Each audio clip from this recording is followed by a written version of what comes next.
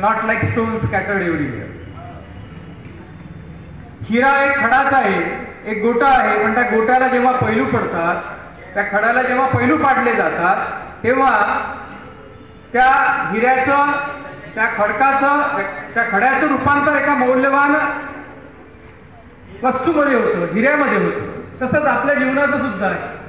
आपल्या जीवनामध्ये वेगवेगळे जे कलागुण आहेत, ते वेगवेगळे कलागुण जर आपण आत्मसात केले, ते क्रीडेच्या माध्यमातून असो, क्रीडा प्रकाराच्या माध्यमातून असो किंवा कलागुणांच्या माध्यमातून असो, हे जर पैलू आपल्याला हिऱ्यासारखे पाडले गेले विद्यार्थी मित्रांनो, तरच आपलं व्यक्तिमत्व हे उभारतं आणि निश्चितच एक चांगला आदर्श नागरिक घडवण्यासाठी सहाय्यभूत ठरतं.